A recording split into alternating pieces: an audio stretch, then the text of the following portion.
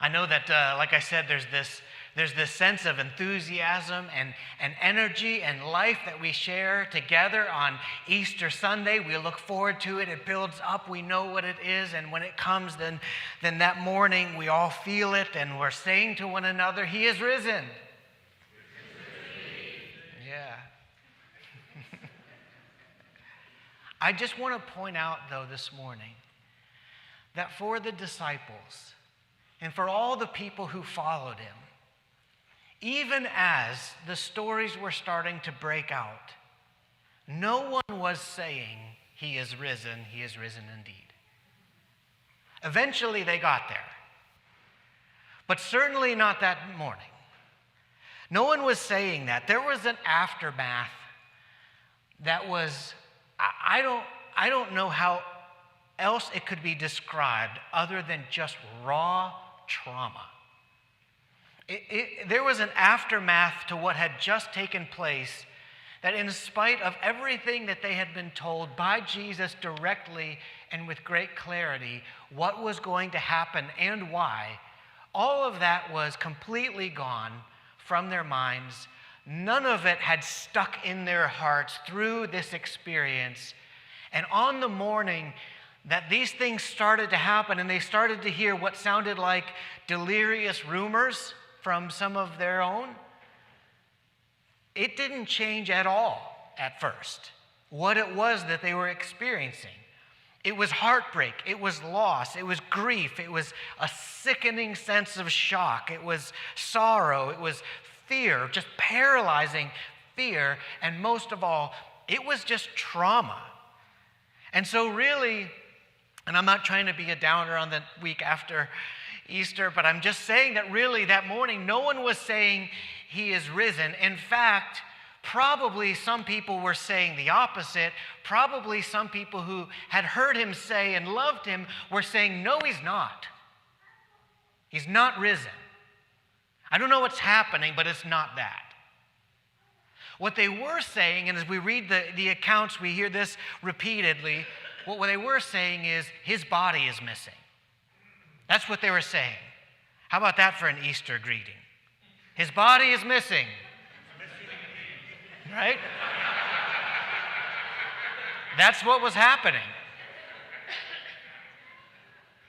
They didn't even get to the point where they could say, it's missing indeed.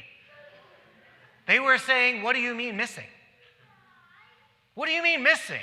Well, surely there's some explanation. And so some, were scrambling, trying to figure it out. And the story about running to the tomb and standing there and holding those empty grave linens. It's in Luke 24, where we're going to spend a lot of our time this morning.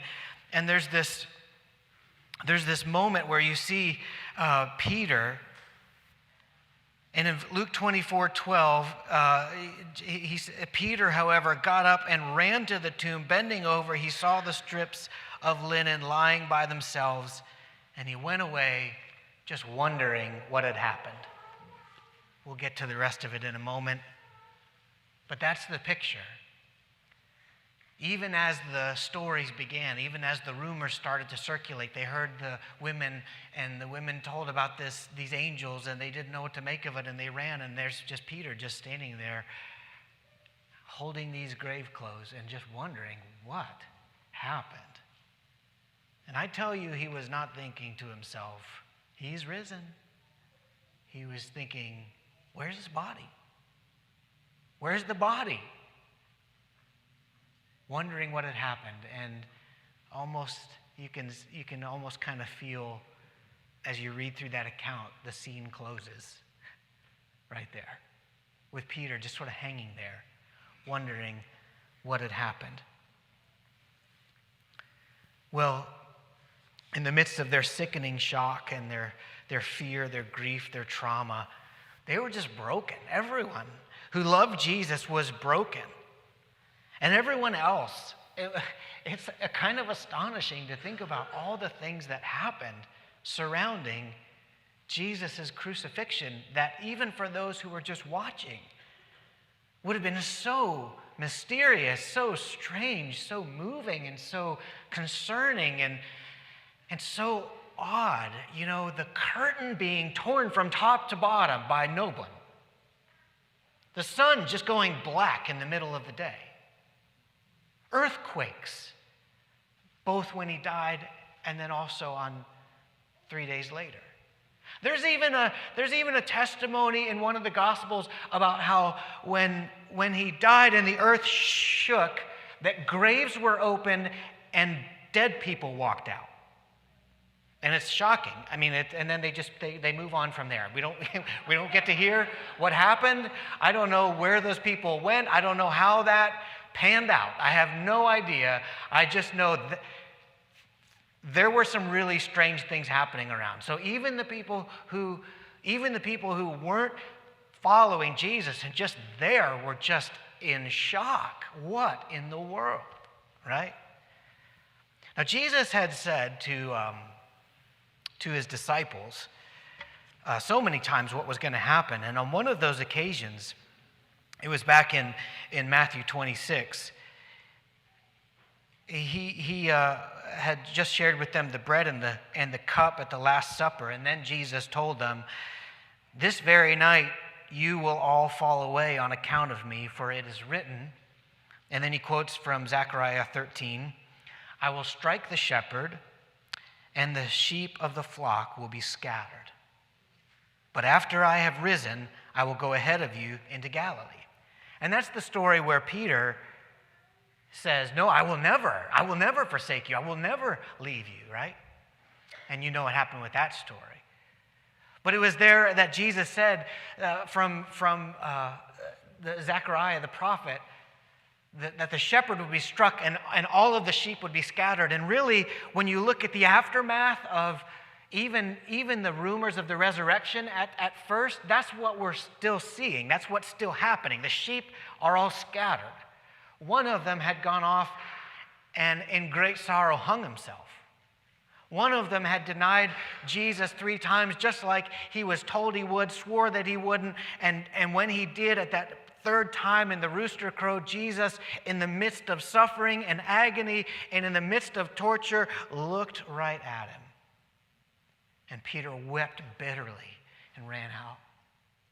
Others were struggling with all kinds of doubt and fear, and they were hiding because they didn't know if they were next. They didn't know what to happen. And we're picking up here in Luke 24, where 2 of the followers of Jesus, these weren't numbered among the 11 disciples who remained, but they were still followers of Jesus, and 2 of them are walking on this road away from Jerusalem towards the town of Emmaus.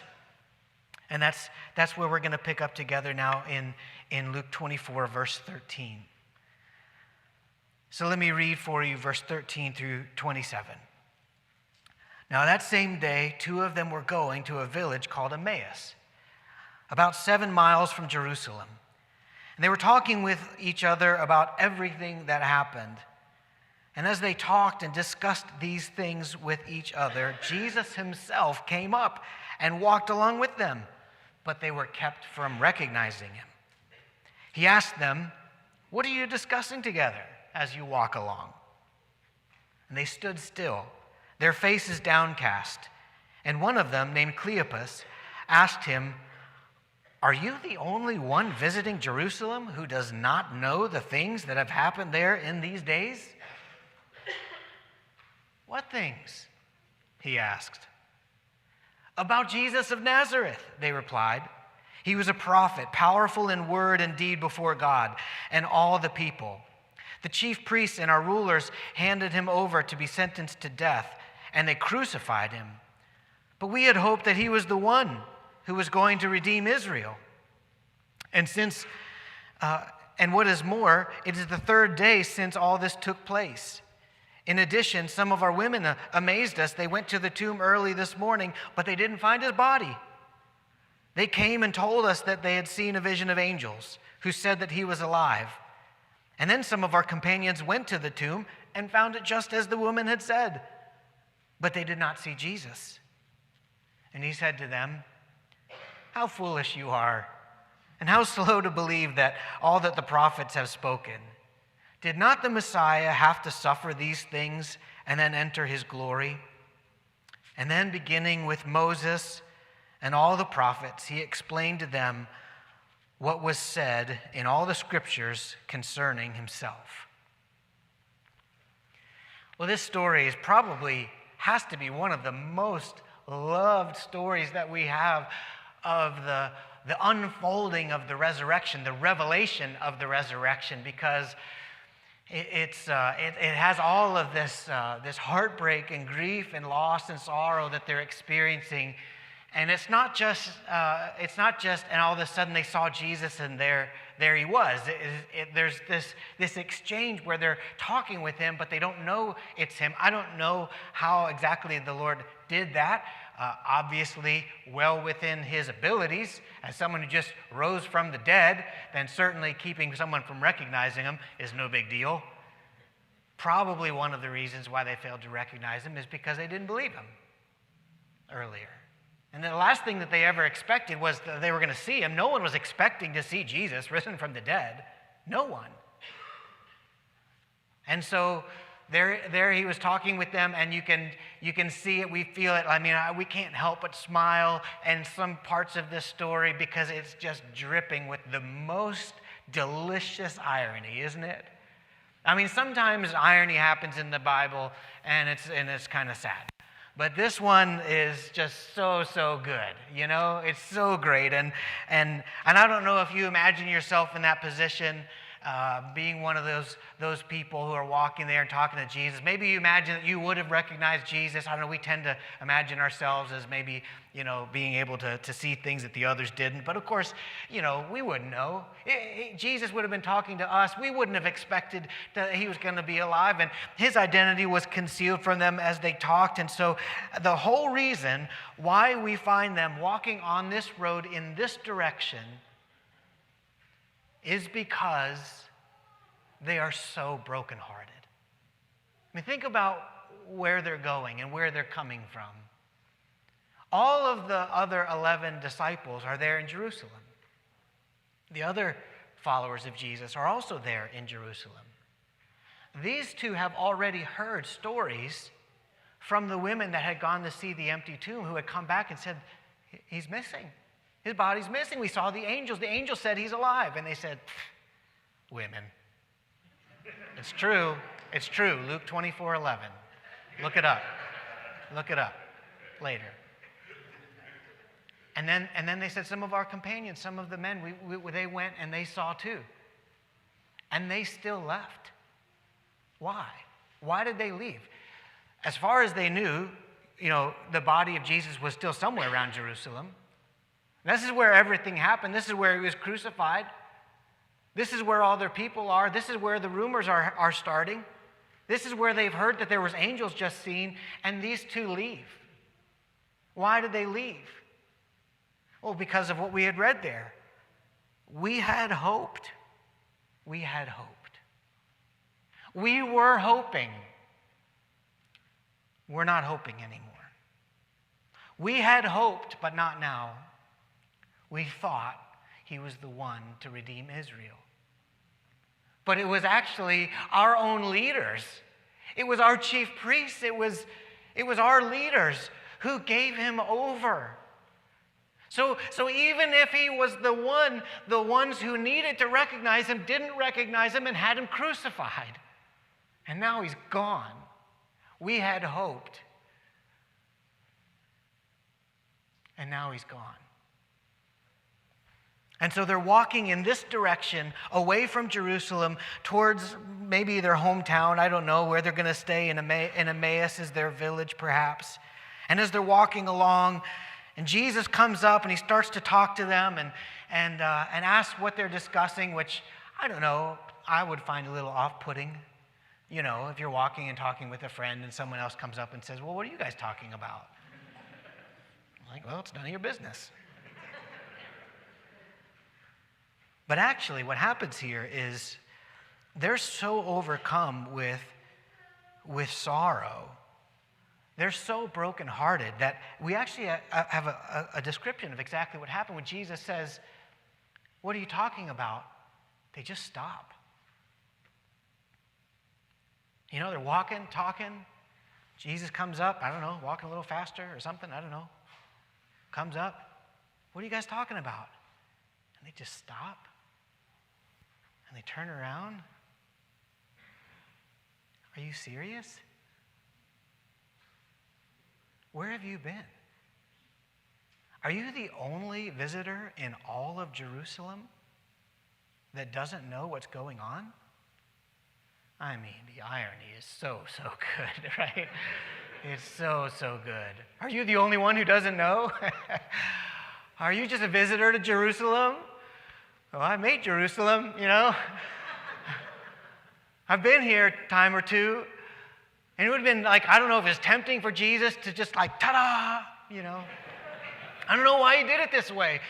But he let them not know who he was as they just grappled in sorrow with broken hearts, walking the wrong way away from Jerusalem, walking there with broken hearts and said, don't you know what happened? Don't you know about the things? And then, man, I mean, you just want to crawl out of your seat at this point when Jesus goes, what things? You know?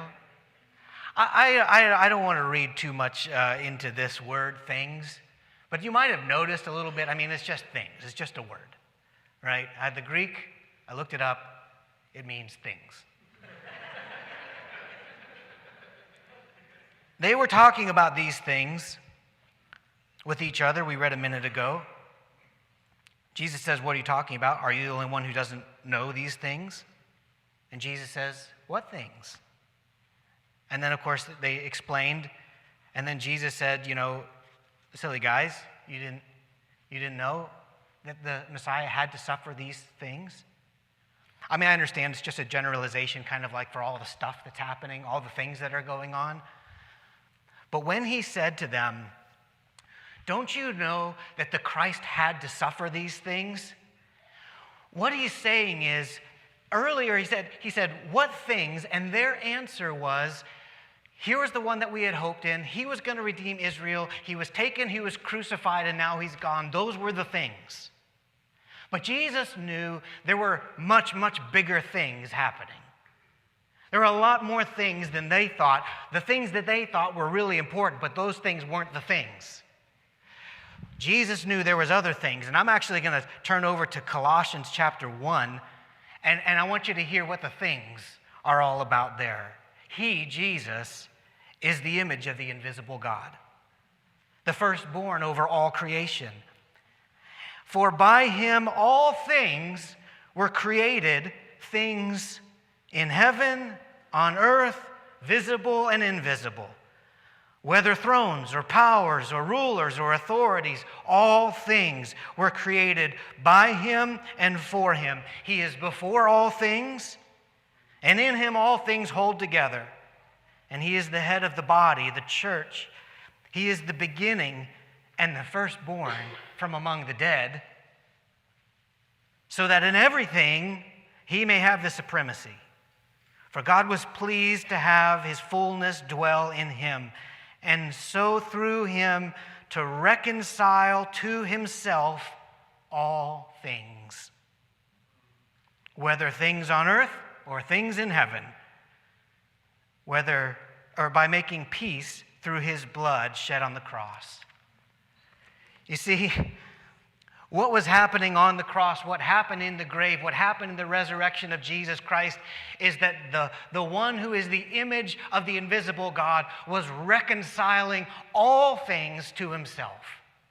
And so even though they saw the things of beating and of murder and of torture and of crucifixion and of burial, and they saw the horrible things that took place there, and they saw the things that happened as Jesus was put into that tomb, and then they started to hear things about the tomb being empty and the body being gone, and all of the other things, the curtain and the dead people coming out of the grave and the earthquakes and the sun. I mean, there's so many things. Are you the only one who doesn't know the things that have been happening, Jesus? And Jesus is the firstborn from among the dead. He's the one who's before all things, and in him all things hold together. And what he was accomplishing was reconciling all things to himself, which means that there on the cross he was taking in himself all broken things that come from sin that produced death, and that produced hatred, and that produced wickedness, and that produced disease, and that produced depression, and that produced crime, and that produced heartbreak, and that produced loss, and alienation, and separation, and loneliness, and all the things that people around us carry all the time.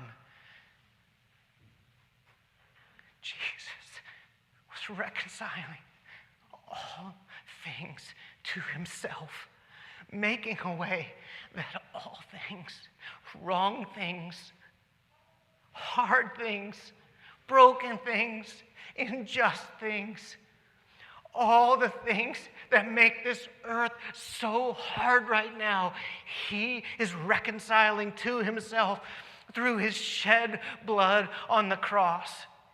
And there was no other way that they would ever be reconciled. There was never going to be an answer, except that he did that, and then he was raised to life again.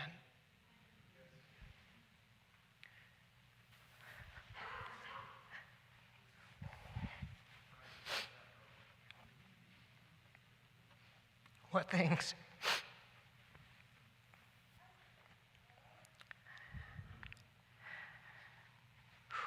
I don't know where I am. And I can't see.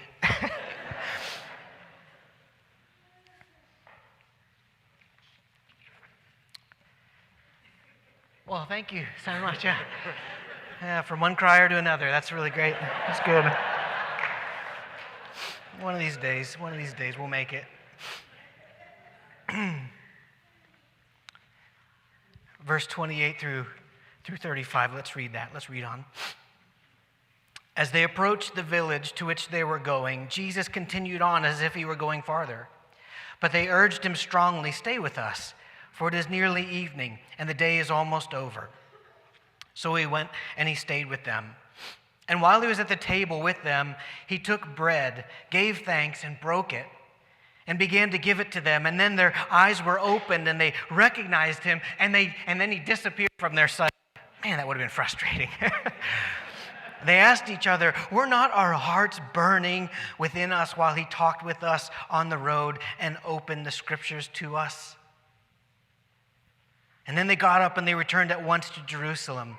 And there they found the 11 and those with them assembled together, and saying, "It is true, the Lord has risen and has appeared to Simon."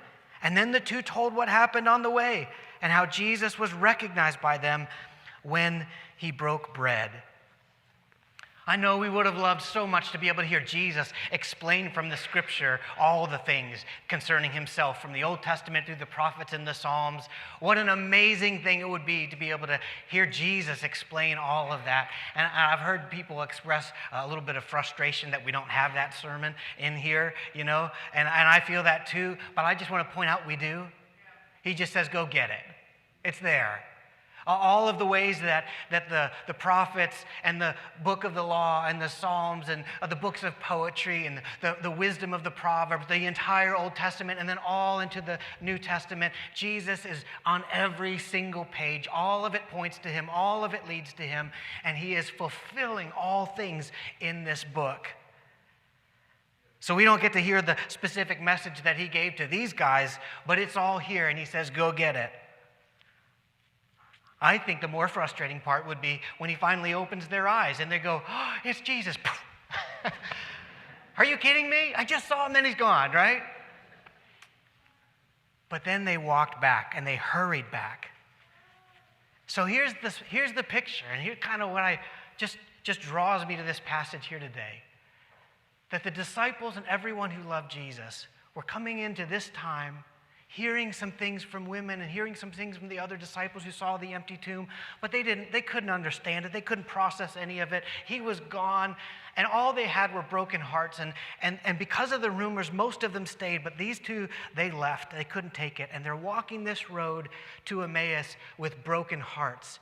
But then they see Jesus, and in seeing Jesus in the scripture, by giving thanks and in broken bread, now they're flying back down the same road. And they were going this way a minute ago with arms hanging low and shoulders drooping and downcast faces. They were brokenhearted on this road. And now they are running down the 7 miles in the other direction. And they're being carried as they run because now they've got burning hearts instead. Now, what made the difference between the two? They saw Jesus. How did they see Jesus? Now, don't say to yourself, well, they saw him. There he was. And so if I could only see him like they saw him, then I would feel the same way too. Don't say that, because remember, they only saw him for just a split second. It was just a moment, just a flash, long enough to realize that was him. But the way that they saw Jesus was in the Word and in giving thanks and in the breaking of bread. Those were the only things that happened. They saw Jesus revealed in the Word. They saw Jesus giving thanks. And they saw Jesus as he broke bread. And this is what we have. This is what we have. We have the same thing. We know that this is our Jesus, that he really is with us on the brokenhearted road. And seeing him through the Word and through giving thanks and through broken bread, we can fly back the other direction. Here's the point. Emmaus is a two-way street. Emmaus goes both directions. You can walk Emmaus Road with a broken heart, or you can run Emmaus Road with a burning heart. And the difference is seeing Jesus in his Word, clinging to his words, giving thanks, and breaking of bread, remembering this is what this was all about all along. He's reconciling to himself all things. He broke his body, and so literally they watched the broken bread break bread for them. And now they're flying back the same road they were just walking on. Now they're flying back with burning hearts. And they're saying, I felt it. Didn't you feel it? When he began to explain it, I started to feel it. It's like my broken, dead heart was like awakening. And now I can't stop. I want you to see one other important thing, though. That even though they turned there having seen Jesus the way they did you know there's actually doubt in this story on both sides of the road? It's not that they were walking with broken hearts, and this end in Emmaus is where the doubt was. And then they ran back, and here in Jerusalem there was no doubt.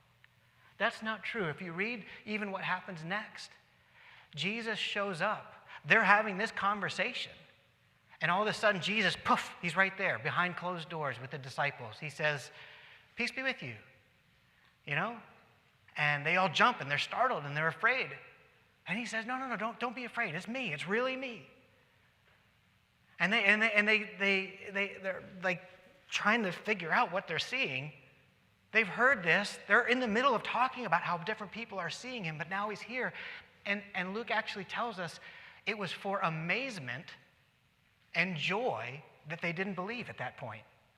It was so good to see him that actually made it hard for them to believe him. It was for amazement and joy that all of a sudden they couldn't believe him, and he took such good care of them in that. He challenges us when we need to be challenged. He says, "Hey, don't you remember? Remember what I said? Don't be foolish. Don't forget what I told you." But he also takes such great care of them. He says, "Hey, do y'all have anything to eat?" That happens next in the story. "Do you have something to eat?" And they're like, "Well, we got some fish." "All right, I was hoping for a burger, some pizza, something good." "Fish will do." And so they give him some fish, and he eats it, and he says, "See, look, a ghost doesn't eat. Feel my hands, touch my feet. You can tell this is really me. I'm really here." And they're all in wonder and amazement, but they're all still struggling, wrestling with some of this too. And even as he continues to appear to them and hundreds of others over the next 40 days, it eventually comes to the place where he leaves them from the Mountain of Olives. And in Matthew 26, or 28 rather, there's this moment that I just find so incredible and honestly so encouraging for hearts like mine. In Matthew 28, verse 16, the 11 disciples went to Galilee, to the mountain that Jesus had told them to go. And when they saw him, they worshiped, but some doubted. And right then is where Jesus gives them the Great Commission. And he says, hey, all authority has been given unto me. Therefore, go and make disciples of all nations, baptizing them in the name of the Father and the Son and the Holy Spirit, teaching them to obey everything that I've commanded you. And I'm with you to the very end of the age. So here's the point. They had doubts as they were brokenhearted, of course. We had hoped he was the one. He wasn't, we thought. And then they saw him in giving thanks and in the word and in broken bread. Their hearts were lit up. They were elated. Their hearts were burning. They're flying back. But even some of them there, having spent that time with Jesus, even as they were worshiping, they still had doubts. Now, a very surreal thing happened to me the other day. I was thinking about this verse. And it started to just sort of percolate in my mind, and I was thinking about how here they had been. They had already had the scriptures open to them. They had seen everything that had happened. They by now had spent time with the risen Jesus, and they're literally worshiping him together. And while they're worshiping, there's some doubt there too. And it's just striking me, right? And I'm thinking, wow, that's amazing. I don't know, some of us feel like that sometimes. I was just thinking about that, and then I thought, this feels familiar. I feel like, when was the last time we talked about this? And so I looked up in some of my notes, and I found that I preached a message on this less than a year ago. And that was stunning to me, in part because it's always a little discouraging to realize just how fully and completely I forget so many things. Like utterly, totally lost. I had no idea that I had preached that message before. But sure enough, there it was. I found the notes and I listened to it. And what was really surreal is that, well, first of all, I don't generally do that. It's not usually a great feeling when you go back. Just saying, that's just kind of how it works, But I listened to it, and honestly, God really met me and encouraged me. And it was surreal because it was in my voice. I don't remember saying any of it. But he just ministered to me to remind me, and I want to remind you this morning, that on one direction, there's doubt and heartbreak. On the other direction, there might be some doubt too. But what's different between the two is that one involves worship. And so rather than being, feeling like I'm the broken one here and everyone else has got it together, do you feel that way sometimes? Everyone's worshiping and everyone just seems like they've got it together, and here I am, I'm feeling discouraged, or I'm feeling heartbroken, I feel doubt or whatever, and then we start to sort of disqualify ourselves and count ourselves out and distance ourselves. Rather than doing that, what if that doubt is meant to pull us closer to Jesus? What if it's meant to be mixed together with our worship? To be honest, to say, I'm doubting, I'm afraid, I'm frustrated, I'm discouraged, but God, you're wonderful. Jesus, you are reconciling all things to yourself. I don't understand what you're doing. I don't understand why you're doing it. Sometimes I wonder, honestly, are you really real? Am I just making this up? But I worship you, Jesus. I worship you, Jesus, because you are before all things, and you will be after all things, and you sustain all things by the word of your power, and you're fulfilling all things, and I just love you, and I don't know if you're there all the time, but I love you and I worship you. And so mingling and mixing that doubt that we really have together with worship brings us to a place where we see him more and more clearly, instead of letting those doubts take us away from him and run from him and get discouraged and distant and confused and detached. Do you see what I'm saying? So I want to encourage you in my own heart that, yeah, there's doubts. Yeah, there's frustration, there's fears, there's brokenness, there's all of that. Listen, they're meant to draw you closer to him, not to drive you away from him. That's what they're for, to draw you closer to the one who is reconciling all things to himself through his shed blood on the cross. I saw yesterday, I was going to a store, and I stopped at a stoplight.